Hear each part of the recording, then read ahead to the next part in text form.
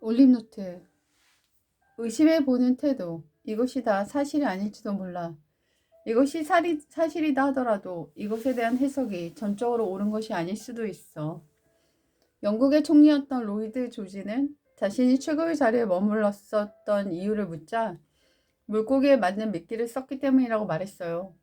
이 말은 상대가 원하는 일에 관심을 갖고 그 사람이 원하는 것에 대해 이야기를 하면서 어떻게 하면 그것을 얻을 수 있는지를 보여주면 결국 내가 원하는 것을 얻을 수 있다는 뜻이에요. 변화되지 않으면 변절되고 성화되지 않으면 악화된다. 적을 원한다면 친구보다 뛰어난 사람이 되어라. 친구를 원한다면 친구가 너보다 뛰어난 사람이 되도록 하라. 프랑스의 작가이자 철학가였던 프랑스와 드라 로슈프코.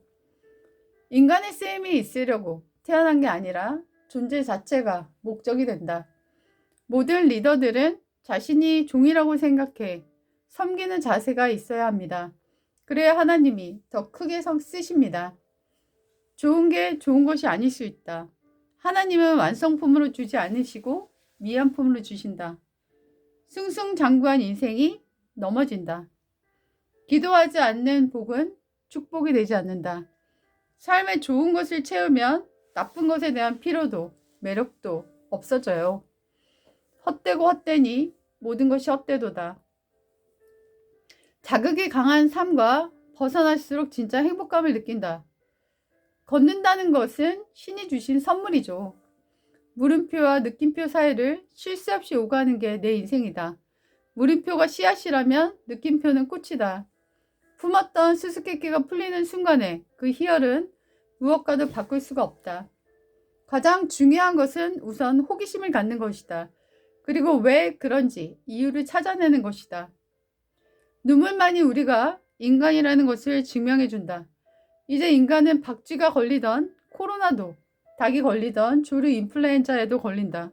그럼 무엇으로 짐승과 사람은 구별할 수 있을까? 눈물이다. 낙타도 코끼리도 눈물을 흘린다고 하지만 정서적 눈물은 사람만이 흘릴 수 있다. 로봇을 아주 잘 만들어도 눈물을 흘리지는 못한다. 우리는 피 흘린 혁명도 경험해봤고 땀 흘린 경제도 경험해봤다. 딱 하나 아직 경험해보지 못한 것이 바로 눈물, 즉 박애다. 나를 위해서가 아니라 남을 위해서 흘리는 눈물, 인간의 따스한 체온이 담긴 눈물, 피와 땀의 논리를 가지고는 생존해 갈 수 없는 시대를 맞이했다. 피와 땀이 하나가 되어야 하루 천리를 달린다는 한혈마처럼 힘을 낼 수 있는데 현실은 반대로 대립과 분열의 피눈물로 바뀌어 있다. 거기서 코로나 바이러스까지 겹쳐 인간관계가 더욱 악화되고 있다. 우리에게 절실한 것이 있다면 자유와 평등을 하나되게 했던 프랑스 혁명 때의 관용의 눈물, 한마구리 아닌가? 나와 다른 이도 함께 품고 살아가는 세상 말이다. 자기를 위한 눈물은 무력하고 부끄러운 것이지만 나와 남을 위해 흘리는 눈물은 지상에서 가장 아름답고 힘 있는 것이라는 사실을 우리 모두는 알고 있다.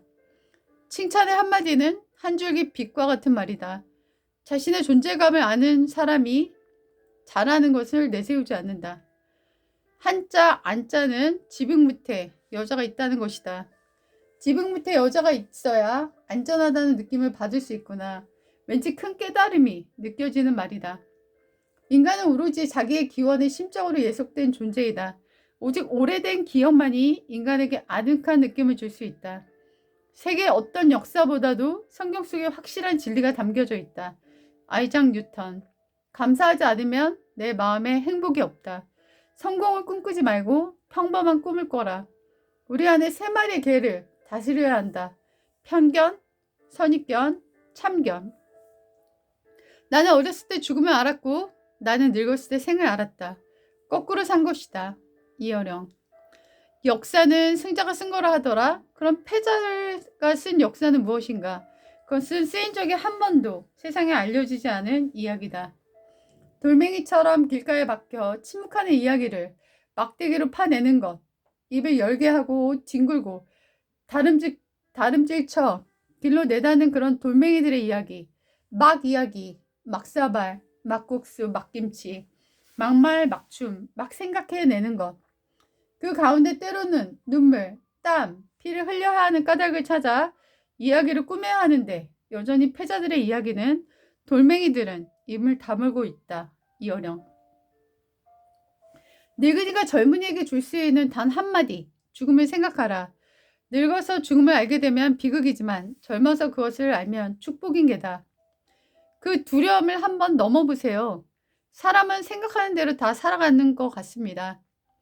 나에게 성장이란 다음 단계 고통이 열리는 것. 도전을 망설이는 이유가 안 될까봐 라는 생각 때문인 것 같은데요. 후회하기보다는 실패하는 게 낫습니다. 울면서 걷는 아이가 가장 강하다. 힘들지만 계속하라. 계속하다 보면 언젠가는 내가 원하는 것을 이루고 있을 것이다. 지나친 공감은 자해다. 가상의 세계에서 나가서 진짜의 삶을 살라. 글을 쓸 때 읽는 자의 허용 범위를 생각하다. 유튜브는 지혜의 창고가 아니라 시간의 블랙홀이다. 유튜브를 시작한 시점이 독서를 멈춘 시점과 정확히 일치한다. 너의 집은 이곳이 아니다. 여기는 잠시 있다 가는 곳이란다. 더 가질수록 미래는 비참해진다. 동트기 전이 가장 어둠이 깊다. 어두울 때가 위기가 아니고 잘 될 때가 위기이다. 숨겨진 분노를 회개해야 한다.